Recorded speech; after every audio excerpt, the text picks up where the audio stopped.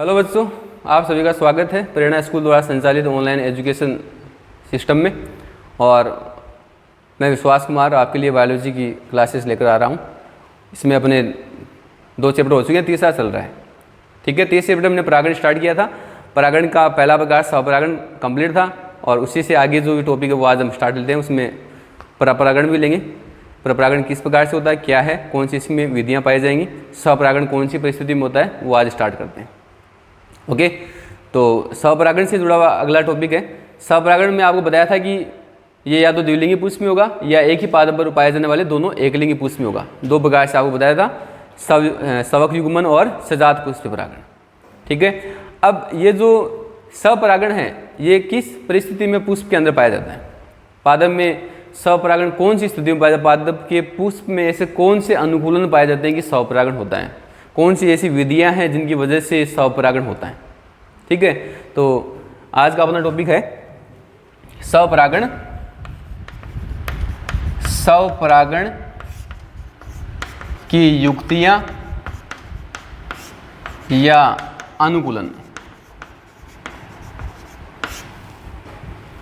Adaptation कह सकते हो, एडेप्टेशन फॉर सेल्फ पोलिनेशन।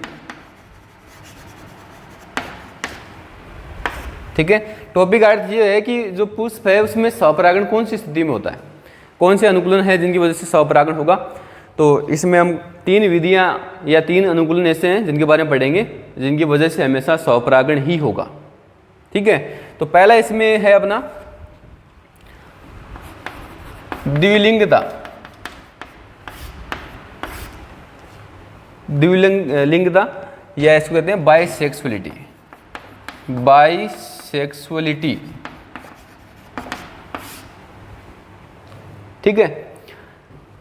स्वपरागण आपने पढ़ा है, उसमें स्वपरागण परिभाषा आपने पढ़ी है, उसमें बताया था कि ये या तो द्विलिंगी पुष्प में होगा या फिर दोनों प्रकार के एकलिंगी पुष्प जो एक ही पादप पर पाए जा रहे हैं उनमें क्या होगा, स्वपरागण होगा। तो यहाँ द्विलिंगता का अर्थ क्या है? यहाँ द्विलिंगता का अर्थ है कि जो पादप है वो कैसा होगा, द्विलिंगी होगा। पादप कैसा होगा, द्विलिंगी, अर्थात उस पर किस प्रकार के पुष्प पाए जाएंगे, द्विलिंगी पुष्प पाए जाएंगे। ठीक है, पुष्प में नर और मादा दोनों जनांग है तो पुष्प कैसा हो गया, द्विलिंगी हो गया। और नर और मादा जनांग दोनों एक ही पुष्प में है तो वहां परागकोश भी है, स्त्रीकेसर भी है। तो परागकोश से परागकण निकलेंगे और वो उसी पुष्प की वर्तिका पर ट्रांसफर हो जाएंगे तो क्या हो जाएगा, स्वपरागण हो जाएगा। तो यदि पुष्प द्विलिंगी है तो क्या होगा, स्वपरागण होगा। ठीक है, तो ये आपके समझ में आ गया कि द्विलिंगता क्या है, बाइसेक्सुअलिटी क्या है, कि पादप में जो पुष्प है वो द्विलिंगी है तो द्विलिंगी पुष्प होने की स्थिति में क्या होगा, स्वपरागण होगा। ठीक है, एक कंडीशन तो ये हो गई। इसमें आप एग्जाम्पल है, जैसे मटर का एग्जाम्पल, सिंपल एग्जाम्पल आप ले सकते, मटर में ऐसा हो सकता है। फिर दूसरा इसमें है द्विलिंगता के बाद में एक तो अनुन्मील्यता है, एक दूसरा इसमें समकाल पक्वता है। तो पहले हम बात करते हैं समकाल पक्वता की। समकाल पक्वता, समकाल पक्वता इसका इंग्लिश में है होमोगेमी। Homogamy, okay. समकाल पक्वता का अर्थ क्या है, देखिए, सम का अर्थ समान हो गया, काल का अर्थ समय है और पक्वता का अर्थ परिपक्व होना या पकने से है। ठीक है, तो समकाल पक्वता में क्या होगा कि पुष्प के जो नर और मादा जो जनांग है, पुमंग और जायंग या स्त्रीकेसर और पुंकेसर जो हैं वो एक साथ परिपक्व होंगे। पुंकेसर और स्त्रीकेसर जो होंगे वो एक साथ परिपक्व होंगे। और एक साथ परिपक्व होने का अर्थ ये है कि पुंकेसर का जो परागकोश है उसमें स्फुटन होगा। स्फुटन का अर्थ परागकोश का फटना होता है। तो पुंकेसर जब परिपक्व होता है तो उसका अर्थ क्या है कि परागकोश जो होगा वो फटेगा, और परागकोश जब फटता है तब परागकण जो हैं वो बाहर मुक्त हो जाते हैं, स्वतंत्र हो जाते हैं। और वर्तिकाग्र या जो स्त्रीकेसर जो है, स्त्रीकेसर के परिपक्व होने का अर्थ क्या है स्त्रीकेसर के परिपक्व होने का अर्थ ये है कि जो वर्तिकाग्र वाला जो भाग है, वर्तिकाग्र वाला जो भाग है वो परागकण ग्रहण करने के योग्य हो जाएगा। तो परागकोश का फटना और वर्तिकाग्र द्वारा परागकणों का ग्रहण करना, उस स्थिति को हम कहेंगे कि पुंकेसर और स्त्रीकेसर जो है वो परिपक्व हो गए हैं। ठीक है, तो यहाँ समकाल्पकता का अर्थ क्या हो गया कि जब पुष्प के परागकोश तथा वर्तिकाग्र दोनों परिपक्व हो जाते हैं, या पुंकेसर व स्त्रीकेसर दोनों एक समय में एक साथ परिपक्व होते हैं, तो उस दौरान हमेशा क्या होगा, स्वपरागण होगा। जैसे इस डायग्राम से आप देखिए, ये पुष्प का स्त्रीकेसर वाला भाग है और ये इसी के साथ में पुष्प के पुंकेसर वाला भाग। ठीक है, तो जिस समय ये परागकोश फटता है, ऊपर वाला भाग बताया था आपको परागकोश होता है, तो जिस समय ये परागकोश फटेगा या इसका परिपक्वन होगा, उसी दौरान ये वर्तिकाग्र जो है ये ग्राही हो जाएगी। वर्तिकाग्र कैसी हो जाएगी, ग्राही। ग्राही होने का अर्थ ये है कि वर्तिकाग्र जो है वो योग्य हो गई परागकणों को ग्रहण करने के लिए। तो जब परागकोश फटेगा तो परागकण यहाँ से निकलेंगे और वर्तिकाग्र उस समय उनको ग्रहण कर लेगी। ठीक है, तो इसका अर्थ क्या हो गया कि दोनों जो भाग हैं, परागकोश और ये वर्तिकाग्र या स्त्रीकेसर व पुंकेसर, दोनों एक साथ परिपक्व हो गए, तो उस स्थिति में क्या होगा, स्वपरागण होगा। ठीक है, सीधे शब्दों में हम कह सकते हैं कि जब दोनों तैयार हैं तो दूसरे पुष्प की आवश्यकता या दूसरे पादप की आवश्यकता नहीं है, इसी पुष्प में परागण हो जाएगा, और इसी पुष्प में जब परागण होगा तो उसे हम क्या कहेंगे, स्वपरागण कहेंगे। ठीक है, तो दोनों जनांग जब एक साथ तैयार हो रहे हैं, परागकोश फट रहा है और जो वर्तिकाग्र है वो परागकणों को ग्रहण करने योग्य हो चुकी है, तो उस दौरान क्या होगा, स्वपरागण होगा। ठीक है, तो दोनों का एक साथ एक समय में तैयार होना, परिपक्व होना क्या कहलाता है, समकाल्पकता या होमोगेमी कहलाता है। अधिकांश पुष्पों में यही स्थिति होती है। कुछ एग्जाम्पल आपको बता दें, जैसे इसमें एग्जाम्पल आप ले सकते हैं, गुल अब्बास। गुल अब्बास को दूसरा नाम भी दे सकते हैं, इसको हमें मिराबिलिस भी कहते हैं, मिराबिलिस जलापा, मिराबिलिस भी कहा जाता है। मिराबिलिस या जलापा लें तो इसका पूरा वैज्ञानिक नाम हो जाएगा, मिराबिलिस जलापा इसका अन्य नाम है। या सदाबहार जो है उसमें ले सकते हैं आप, सदाबहार में भी इसी प्रकार की स्थिति होगी, समकाल्पकता पाई जाएगी, कहते रेंथस सदाबहार को कहा जाता है। तो समकाल्पकता का अर्थ क्या है कि दोनों जनांग जो वो एक समान समय में एक साथ तैयार होंगे। ठीक है, और इसके बाद तीसरा जो इसमें आता है, तीसरी स्थिति या अनुकूलन जिसमें स्वपरागण होगा, तो तीसरा इसके अंदर आता है अनुन्मील्यता। अनुन्मील्यता या क्लिस्टोगेमी, अनुन्मील्यता या क्लिस्टोगेमी, ये क्या है, ये इन दोनों से अलग स्थिति है। जो स्वपरागण है उसमें आपको बताया कि द्विलिंगी पुष्प होगा। ठीक है, स्वक युग्मन की हम बात करते हैं तो अधिकतर यहाँ हम द्विलिंगी पुष्प काम मिलते हैं स्वपरागण में। तो एक पुष्प शामिल होगा द्विलिंगी पुष्प में, यदि परागण करना है तो वहाँ एक ही पुष्प शामिल होगा, दूसरे पुष्प की आवश्यकता नहीं है स्वपरागण कराने के लिए। तो यहाँ अनुन्मील्यता के अंदर क्या होता है कि पुष्प यहाँ भी द्विलिंगी है। ठीक है, यहाँ भी पुष्प का जो परागकोश है वहाँ से परागकण निकलेंगे और उसी पुष्प की वर्तिकाग्र पर ट्रांसफर होंगे, तभी स्वपरागण होगा। ये स्थिति यहाँ भी है, पर यहाँ कुछ अलग स्थिति है। वो क्या है, अनुन्मील्यता के अंदर पुष्प जो होगा वो हमेशा बंद रहेगा, पुष्प हमेशा बंद। ये कह सकते हैं कि जैसे पुष्प जैसे स्टार्ट होता है वो कलिका अवस्था में होता है, कलिका अवस्था में पुष्प बंद रहता है, बाह्य दल वाला जो भाग है वो पुष्प के सभी भागों को पैक किए रखता है, सारे भाग उसके अंदर पाए जाते हैं। ठीक है, उसके बाद धीरे धीरे दल बाहर निकलेंगे, फिर पुंकेसर स्त्रीकेसर वाला भाग बाहर निकलेगा और पुष्प का खिलना हो जाएगा, फ्लोरिंग कंप्लीट हो जाएगी। तो यहाँ अनुन्मील्यता के अंदर क्या होगा, पुष्प हमेशा बंद रहेगा, मतलब स्त्रीकेसर पुंकेसर कभी बाहर नहीं आएंगे, वो अंदर ही बंद रहेंगे। और जब अंदर ही बंद रहेंगे तो परागकण भी अंदर ही रहेंगे, अर्थात परागकण पुष्प से बाहर नहीं आएंगे। और परागकण जब पुष्प से बाहर नहीं आएंगे तो परागकोश से जैसे ही परागकण निकले वो उसी पुष्प की वर्तिकाग्र पर स्थानांतरित हो जाएंगे, तो उस स्थिति में भी क्या होगा, स्वपरागण होगा। ठीक है, सीधे शब्दों में आपको ध्यान रखना है कि यहाँ पुष्प हमेशा बंद रहता है। ठीक है, पुष्प यदि ओपन होगा तब परागकण जो दूसरे पुष्प या पादप पर जाने की संभावना रहती है, लेकिन जब पुष्प हमेशा बंद रहेगा तो परागकण जो है अन्य पुष्पों पर या पादपों पर ट्रांसफर नहीं होंगे, उसी पुष्प की वर्तिकाग्र पर ट्रांसफर होंगे, तो उस स्थिति में भी क्या होगा, स्वपरागण होगा। ठीक है, यहाँ कुछ ऐसे पुष्प हैं जिनमें जो हमेशा बंद रहते हैं, जैसे एग्जाम्पल इसमें कौन से पुष्प में अनुनिमिलियता पाई जाएगी, तो इसमें वायोला, कनकोआ, ठीक है, ये कुछ ऐसे एग्जाम्पल है जिनमें पुष्प हमेशा बंद रहता है, अर्थात इनमें अनुनिमिलियता पाई जाती है। तो स्वपरागण जो उसमें जो अनुकूलन है, कौन सी स्थितियां या अनुकूलन पुष्प में पाए जाएंगे जिनकी वजह से स्वपरागण होगा, तो ये 3 अनुकूलन ऐसे हैं जिनकी वजह से स्वपरागण होता है।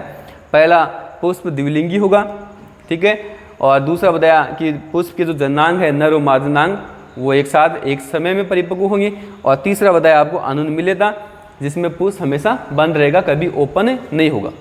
ठीक है, इन 3 परिस्थितियों में हमेशा स्वपरागण पाया जाएगा। तो स्वपरागण के लिए जो 3 अनुकूलन है वो अपने कंप्लीट हो चुके हैं। ठीक है, अब परागण जो है उसका दूसरा प्रकार हम आगे लेते हैं। दूसरा प्रकार आपको बताया था परपरागण या क्रॉस पोलिनेशन। परागण का दूसरा प्रकार है परपरागण या क्रॉस पोलिनेशन भी कह सकते हैं।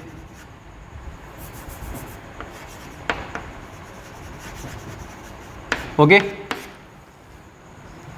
परपरागण को जीनोगेमी भी कहते हैं, जीनोगेमी भी इसको कहा जाता है। ठीक है, अब परपरागण कौन सी स्थिति में होता है? स्वपरागण तो आपको बताया था कि एक पादप पर द्विलिंगी पुष्प है उस स्थिति में होगा, या एक पादप पर दोनों प्रकार के एकलिंगी पुष्प है उस स्थिति में होगा। ठीक है, वहाँ एक ही पादप था शामिल, लेकिन यहाँ आपको ध्यान रखना है कि जो परपरागण होगा ये हमेशा 2 पादपों के पुष्पों के मध्य होगा। 2 पादपों के पुष्पों के मध्य क्या होगा? परपरागण होगा। ठीक है, 2 पादप यहाँ शामिल होंगे, और 2 पादप किस प्रकार से होंगे? 2 पादप में भी आपको ध्यान रखना है कि दोनों पादप जो है वो एक ही जाति के होंगे, एक ही प्रजाति के सदस्य होंगे। तो परपरागण जो ऐसी परिभाषा ये हो सकती है कि जब एक पादप के जो परागकण हैं, एक पादप के परागकण दूसरे पादप के पुष्प या उसी जाति के दूसरे पादप, एक पादप के परागकण उसी जाति के दूसरे पादप के पुष्प की वर्तिकाग्र पर स्थानांतरित होते हैं, तो उसे हम क्या कहेंगे? परपरागण कहेंगे। पादप 2 होंगे, दोनों एक ही जाति के होंगे। ठीक है, परिभाषा इस प्रकार से होगी, जब एक पादप के परागकण उसी जाति के दूसरे पादप के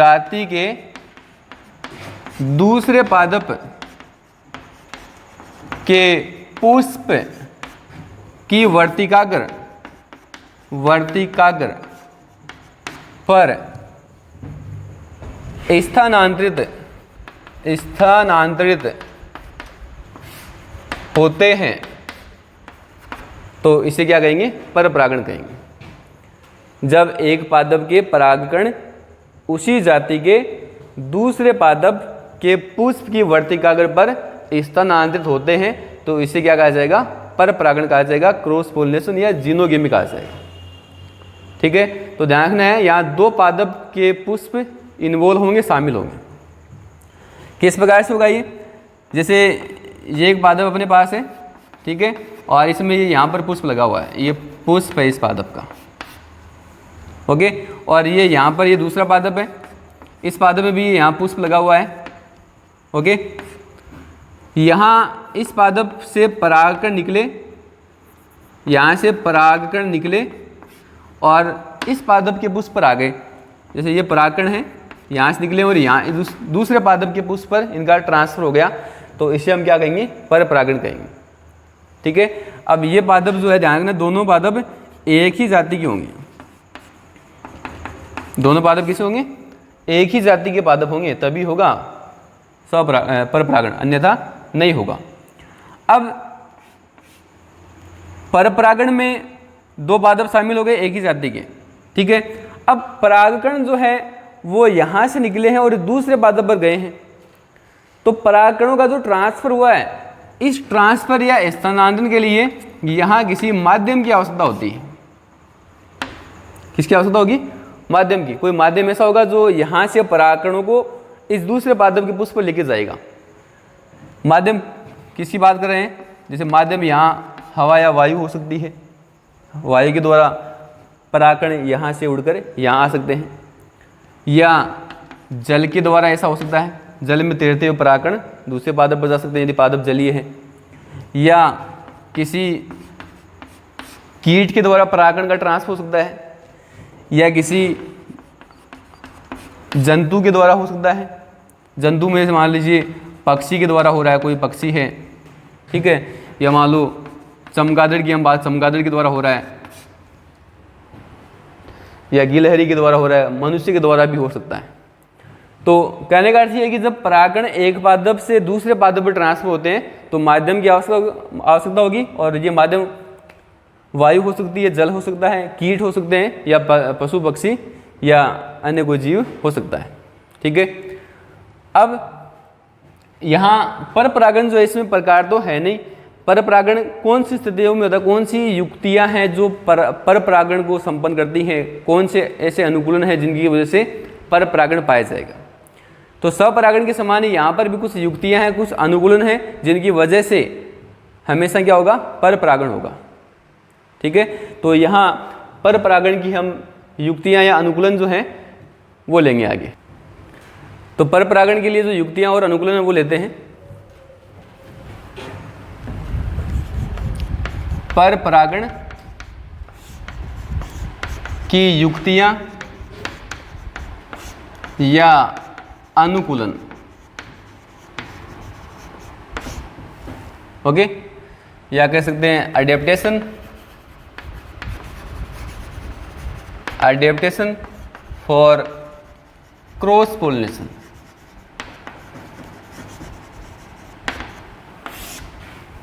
ठीक है, हेडिंग का जो मीनिंग वही है कि जो पर परागण है वो कौन सी परिस्थिति में होता है, पुष्प में या पादप में से कौन से अनुकूलन है जिनकी वजह से पर परागण संपन्न होगा। तो यहाँ कुछ युक्तियाँ वो हम लेते हैं जिनकी वजह से पर परागण होगा।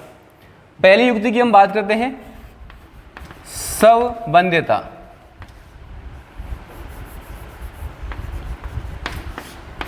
स्वबंध्यता या इसको कहते हैं सेल्फ स्टेरिलिटी। स्वबंध्यता या सेल्फ स्टेरिलिटी, इसका अर्थ क्या है? इसका अर्थ ये है कि जैसे ये एक पुष्प है और इस पुष्प का ये स्त्रीकेसर वाला भाग हो गया और ये परागकोश वाला भाग हो गया। ठीक है, ये पुष्पासन नीचे वाला भाग, ये पुष्पफुरंत हो गया। अब यहाँ परागकोश भी है, वर्तिकाग्र भी है। परागकोश में जो परागकण है, परागकण ये जननक्षम है, अर्थात सक्रिय है, अर्थात क्रियाशील है, एक्टिव कह सकते हैं। परागकण जो वो किस टाइप के हैं? एक्टिव है, क्रियाशील है, जनन करने में सक्षम है, और ये यहाँ से पराग निकलेंगे और इस पुष्प की वर्तिकाग्र पर गिरेंगे। ठीक है, अब वर्तिकाग्र जो है ये भी किस प्रकार की है? ग्राही है, ये भी क्रियाशील है, दोनों भाग एक्टिव हैं, परागकण भी और वर्तिकाग्र भी है। परागकण यहाँ से निकले और इस वर्तिकाग्र पर ट्रांसफर हो गए। ठीक है, वर्तिकाग्र ने परागकणों को ग्रहण कर लिया। अब परागकण पहुँच गए यहाँ इस वर्तिकाग्र की सतह पर। ठीक है, परागकण जननक्षम आपको बताया, और ये वर्तिकाग्र भी ग्राही प्रकार की परागकणों को ग्रहण कर लेती है, परंतु यहाँ पर परागकणों का अंकुरण नहीं होता है। परागकणों का अंकुरण नहीं होगा, या यूँ कहें कि पराग नलिका का निर्माण नहीं होता है। कहने का अर्थ ये है कि जो परागकण है वो जननक्षम में, और जो वर्तिकाग्र वो भी ग्राही नेचर की है, परंतु फिर भी जो परागकण है उनका अंकुरण नहीं होगा, पराग नलिका का निर्माण नहीं होता है। तो इस स्थिति को हम क्या कहते हैं? स्वपरागण कहते हैं। कहने का अर्थ ये हो गया कि यहाँ से परागकण निकले पर वो यहाँ पर अंकुरित नहीं हुए, और अंकुरित नहीं हुए तो यहाँ इस स्थिति को हम क्या कहते हैं? स्वबंध्यता कहते हैं। ठीक है, और इस सबंधितता की स्थिति में क्या होता है कि परागकण जो यहाँ से निकला वो यहाँ तो वो अंकुरित हुआ नहीं। जब ये परागकण यहाँ से किसी दूसरे पादप पर ट्रांसफर होते हैं, वहाँ अंकुरित होते हैं, तो उस स्थिति में क्या होगा, परपरागण होगा। स्वपरागण के लिए बताया था कि पुष्प द्विलिंगी होता है, ये पुष्प द्विलिंगी है, ठीक है। तो यहाँ पर स्वपरागण, यदि यहाँ से परागकण निकले और यहाँ आ गए परागनलिका बन जाती तो क्या हो जाता, स्वपरागण हो जाता। पर यहाँ परागनलिका नहीं बनी है, परागकण अंकुरित नहीं हुए हैं, तो क्या होगा, स्वपरागण हुआ नहीं। यहाँ से परागकण निकलेंगे, वो दूसरे पुष्प पर या दूसरे पादप के पुष्प पर ट्रांसफर होंगे, तो उस स्थिति में क्या होगा, परपरागण हो जाएगा। तो पहली स्थिति तो ये है कि पुष्प द्विलिंगी है और वहाँ पर दोनों भाग अर्थात वर्तिकाग्र और परागकोश दोनों जनन करने में सक्षम है, फिर भी परागनलिका का निर्माण नहीं हुआ, परागकण अंकुरित नहीं हुए, तो उस स्थिति में क्या पाई जाएगी, सबंधितता पाई जाएगी। अर्थात वहाँ दो पादपों की आवश्यकता होगी और उस स्थिति में क्या होगा, परपरागण होगा, ठीक है। तो द्विलिंगी पुष्प में यदि सबंधितता पाई जा रही है तो वहाँ क्या होगा, परपरागण होगा, ठीक है। पहली युक्ति या पहला अनुकूलन ये हुआ। अच्छा, इस प्रकार की जो कंडीशन है वो कौन से पादप में हो सकती है, जैसे यहाँ हम एग्जाम्पल की बात करते हैं, उदाहरण हम लेते हैं, जैसे कि एक पादप का नाम है राखी बेल, या इसके अलावा अंगूर वाइटिस विनिफेरा कहते हैं इसको, ठीक है। इनमें सबंधितता पाई जाती है, अर्थात इनके पुष्पों में सबंधितता पाई जाएगी। एक ही पुष्प जो होगा उसमें परागण नहीं होगा, दो अलग अलग पादपों के पुष्प की आवश्यकता होगी। तो पहला अनुकूलन जिसकी वजह से परपरागण होगा वो है सबंधितता। इसके बाद दूसरा जो अनुकूलन है परपरागण के लिए, दूसरा अनुकूलन हम यहाँ लेते हैं। दूसरा हो गया सबंधितता के बाद में एकलिंगता।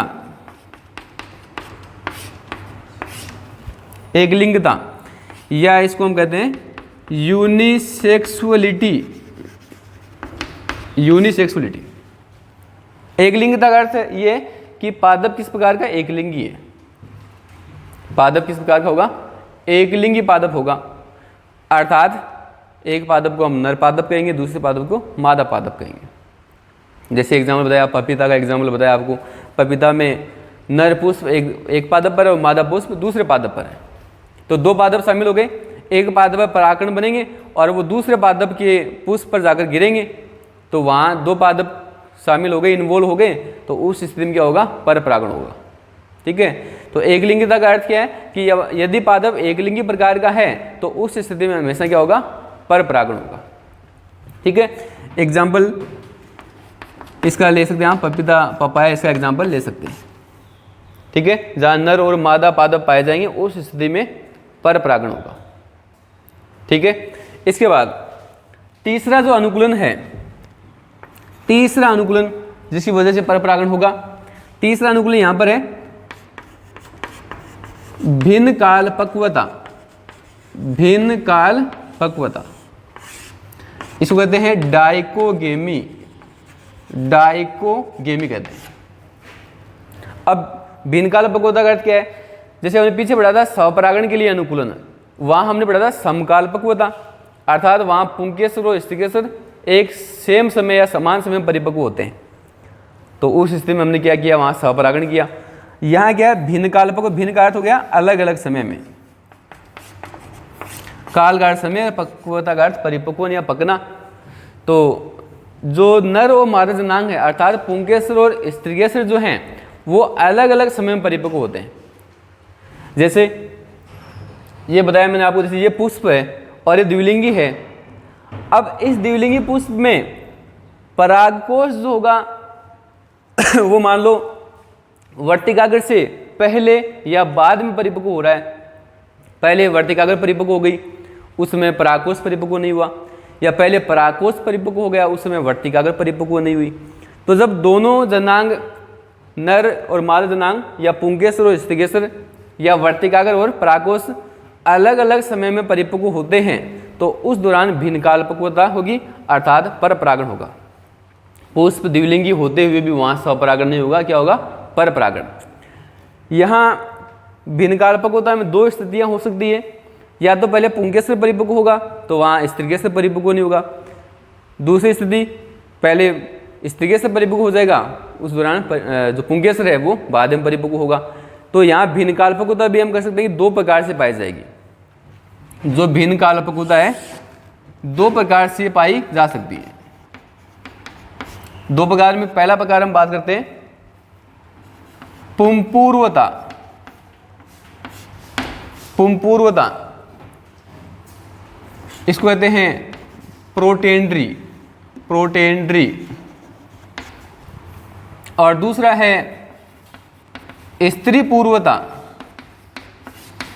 इसको कह सकते हैं प्रोटोगायनी। 2 प्रकार से होगा। अब पुंपूर्वता क्या है? देखिए पुंपूर्वता से आप ध्यान रखेंगे पुंकेसर, पूर्वता का अर्थ तो पहले है और इस पू का अर्थ क्या है? पुंकेसर है इसका अर्थ, ये से याद रखेंगे आप। स्त्री पूर्वता का अर्थ क्या है? ये तो हो गया स्त्रीकेसर को बता रहा है, और ये पूर्वता का अर्थ मतलब स्त्रीकेसर पहले परिपक्व हो रहा है। पहला देखिए पुंपूर्वता वाला भाग, यहाँ क्या होगा? यहाँ पहले पुंकेसर तथा बाद में स्त्रीकेसर परिपक्व होगा।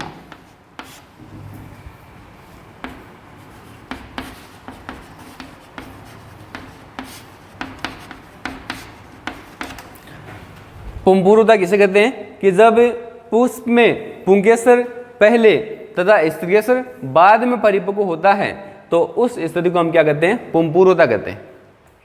ठीक है, कि जब पहले पुंकेसर परिपक्व हो गया, इसका अर्थ क्या है? परागकण जो वो पहले ही निकल जाएंगे पुष्प से, और उस दौरान वर्तिकाग्र जो वो परागकणों को ग्रहण करने के योग्य नहीं होगा, क्योंकि स्त्रीकेसर परिपक्व नहीं हुआ है।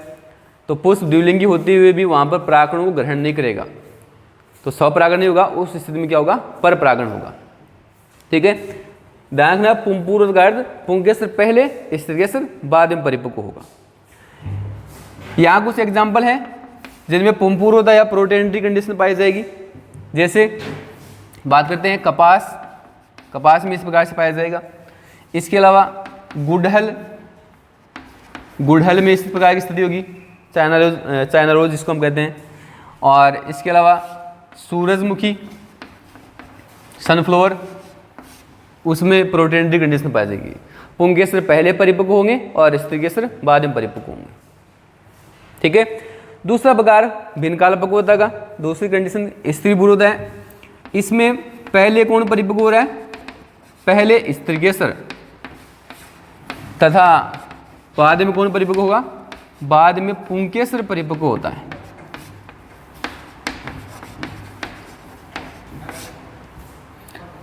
परिपक्व होता है, पहले स्त्रीकेसर परिपक्व होगा और उसके बाद पुंकेसर परिपक्व होगा। इसे हम कहते हैं स्त्री पूर्वता या प्रोटोगायनी कंडीशन कहेंगे। इसमें कुछ उदाहरण की बात करते हैं। उदाहरण इसमें लें तो जैसे चंपा, चंपा के जो पुष्प है उनमें ऐसा होगा। इसके अलावा बरगद, ठीक है। इसके अलावा ब्रेसिकेसी, ब्रेसिकेसी तथा रोजेसी, ब्रेसिकेसी और रोजेसी कुल के जो पादप हैं उनमें स्त्री पूर्वता पाई जाएगी। ठीक है, तो जो भिन्न कालपक्वता है वो 2 प्रकार से हो गई। यदि पहले पुंकेसर और बाद में स्त्रीकेसर परिपक्व हो रहा है तो उसे हम पुंपूर्वता कहेंगे, और यदि पहले स्त्रीकेसर और बाद में पुंकेसर परिपक्व हो रहा है तो उसे भिन्न कालपक्व स्त्री पूर्वता कहेंगे। एग्जाम्पल जो आपके सामने। ठीक है, 3 अनुकूलन कंप्लीट है पर परागण के लिए। चौथा अनुकूलन अपना है अवरुद्ध, अवरुद्ध परागणता, अवरुद्ध परागणता या इसी को कहते हैं हरकोगेमी, हरकोगेमी। अवरुद्ध परागणता क्या है? इसमें देखिए यहाँ क्या होगा कि जो द्विलिंगी पुष्प है, द्विलिंगी पुष्प में पुंकेसर और स्त्रीकेसर के मध्य या परागकोश और वर्तिकाग्र के मध्य कुछ इस प्रकार के संरचनात्मक अवरोध या आकृतियाँ, संरचनाएं ऐसी बन जाएंगी जिनकी वजह से अब स्वपरागण नहीं होगा उस स्थिति में हमेशा क्या होगा, पर परागण होगा। कुछ एग्जाम्पल है उनके बारे में बात करते हैं। जैसे यहाँ एक एग्जाम्पल है कैरियोफिलेसी। कैरियोफिलेसी कुल के जो पादप हैं, इस कुल के पादपों की विशेषता क्या होती है कि यहाँ पुष्प में जो वर्तिका जो है, वर्तिका की लंबाई बहुत अधिक हो जाती है। वर्तिका की लंबाई बहुत ज़्यादा हो जाएगी, और वर्तिका की जब लंबाई अधिक हो जाती है तो जो वर्तिकाग्र वाला भाग है वो चला जाएगा बहुत ऊपर, ऊंचाई पर चला जाएगा, और जो परागकोश है वो नीचे रह जाएंगे क्योंकि पुंकेसर से छोटे रह गए। यहाँ पुष्प में स्थिति ऐसी होगी, वर्तिका की लंबाई ज़्यादा हो जाएगी तो ये वर्तिका बहुत लंबी हो गई, और पुंकेसर जो छोटे छोटे ही हैं तो पुंकेसर रह जाएंगे बहुत नीचे। ठीक है। अब यदि परागकोश वर्तिकाग्र से ऊपर हो तब तो स्वपरागण हो सकता है, लेकिन वर्तिका तो ऊपर से ली गई और परागकोश रह गए नीचे, परागण ऊपर नहीं जा पाएंगे। तो उस स्थिति में क्या होगा, उस स्थिति में स्वपरागण नहीं होगा। उस स्थिति में क्या होगा, यहाँ से जो परागकण है वो दूसरे पुष्प पर जाकर गिरते हैं, और दूसरे पुष्प पर जाकर गिरेंगे तो वहाँ क्या होगा, पर परागण होगा। तो यहाँ एग्जाम्पल अवरुद्ध परागणता हर्कोगेमी का क्या है, कैरियोफिलेसी कुल के जो पादप हैं उनमें वर्तिका की लंबाई बहुत अधिक हो जाएगी, और वर्तिका की लंबाई बहुत अधिक होने से स्वपरागण नहीं होगा, क्या होगा, पर परागण होगा।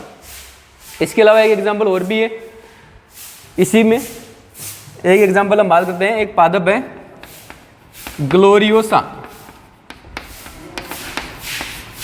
ग्लोरियोसा पादप है। इस पादप में क्या होता है, इस पादप में जो परागकोश है, ये जो परागकोश वाला जो भाग है, इस परागकोश का जब स्फुटन होता है, स्फुटन का अर्थ होता है फटना, तो परागकोश फटेगा तभी परागण बाहर आएंगे।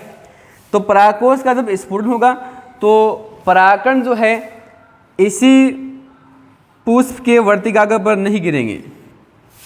क्यों? इसका कारण ये है कि स्फुटन कुछ इस प्रकार से होगा कि जो परागकण हैं वो बहुत दूर जाकर गिरेंगे। परागकोश का फटना या स्फुटन इस प्रकार से होगा कि परागकण बहुत दूर जाकर गिरेंगे, तो उस स्थिति में उसी पुष्प की वर्तिकाग्र जो है वो परागकणों को ग्रहण नहीं कर पाती है। ठीक है। अर्थात यूँ कहें कि परागकोश में एक बहुत बड़ा धमाका होगा, और धमाका होते ही सारे परागकण दूर दूर जाकर गिरेंगे।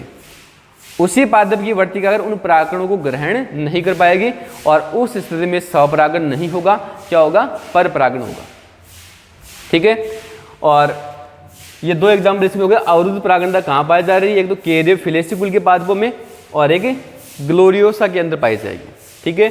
यहाँ वर्तिका की लंबाई बहुत अधिक होने से वर्तिकाग्र बहुत ऊपर चला जाएगा, परागकोश नीचे रह जाएंगे। और ग्लोरियोसा में क्या होगा, परागकोश इस प्रकार से फटेगा कि परागकण दूर दूर जाकर गिरेंगे, इसी पुष्प की वर्तिकाग्र पर नहीं गिरेंगे, तो स्वपरागण नहीं होगा, क्या होगा, पर परागण होगा। ठीक है। पर परागण के लिए जो अंतिम अनुकूलन है नंबर 5 की बात करते हैं, विषम वर्तिकात्व। विषम वर्तिकात्व या इसको कहते हैं hetero styli. Hetero styli condition क्या है? अब स्टाइली जो वर्ड वो आया आपका कहां से, वर्तिका से आया है। हेटेरो का अर्थ है ये विषम, और स्टाइली का अर्थ वर्तिकात्व है। तो आपको ये ज्ञात होगा कि एक स्त्रीगेस्र की जो लंबाई है उसकी जो ऊंचाई, हाइट जो होगी वो किस पर डिपेंड करती है, वर्तिका की लंबाई पर डिपेंड करती है। वर्तिका जितनी लंबी होगी स्त्रीगेस्र उतना ही अधिक लंबा होगा। जैसे यहाँ इसके अंदर ये इतना जो भाग हो किसका, वर्तिका का है। तो वर्तिका वाला भाग यदि लंबा है, अधिक लंबाई वाला है, तो वहाँ पर स्त्रीगेस्र की लंबाई भी अधिक होगी, और वर्तिका यदि छोटी है तो स्त्रीगेस्र भी छोटा रह जाएगा। अब यहाँ विषम वर्तिकात्व में क्या होता है, एक प्लांट है जिसका नाम है प्रिमूला। प्रिमूला प्लांट है। इसमें क्या होता है, दो प्रकार के पुष्प होते हैं। एक ही पादप में दो प्रकार के पुष्प देखने को मिल सकते हैं। दो प्रकार के पुष्प कौन से? एक पुष्प की हम बात करते हैं,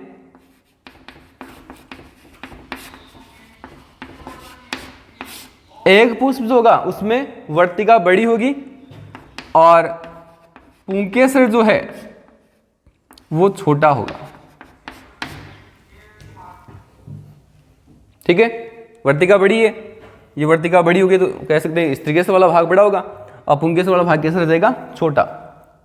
मतलब स्थिति ये हो जाएगी, वर्तिका का तो चला जाएगा ऊपर और परागकोश रह जाएगा नीचे, एक स्थिति ये है।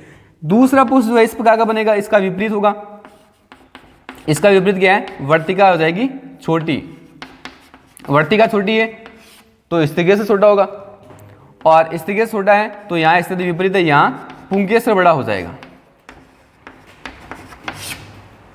एक प्रकार के पुष्प ऐसे होंगे जिनमें वर्तिका बड़ी होगी, पुंकेसर छोटा होगा। दूसरे प्रकार के पुष्प ऐसे होंगे जिनमें वर्तिका छोटी अर्थात स्त्रीकेसर छोटा होगा और पुंकेसर वाला भाग बड़ा होगा। ठीक है, दोनों ही स्थिति में स्वपरागण नहीं होगा, पर परागण होगा। स्वपरागण कौन सी स्थिति में होता है, जब पुंकेसर और स्त्रीकेसर दोनों समान लंबाई ऊंचाई के होते हैं। यदि पुंकेसर छोटा है, स्त्रीकेसर भी छोटा है, ठीक है, उस स्थिति में स्वपरागण होता है। परंतु दोनों की जो लंबाई है उसमें विषमता पाई जा रही है, एक जगह पुंकेसर बड़ा है, एक जगह स्त्रीकेसर बड़ा है। ठीक है, तो दोनों स्थिति में क्या होगा, स्वपरागण नहीं होगा, क्या होगा, परपरागण पाया जाएगा। तो ये विषम वर्तिकात्व जो है किसमें पाया जाएगा, परिमूला के अंदर। तो यहाँ पर 5 प्रकार से जो परपरागण के अनुकूलन वो पाए जाएंगे। पहला आपको बताया सहबंध्यता, दूसरा समकाल्पकता, ठीक है, तीसरा हम बात करते हैं अवरुद्ध परागणता और चौथा विषम वर्तिकात्व और एक जो रह गया अपना एकलिंगता।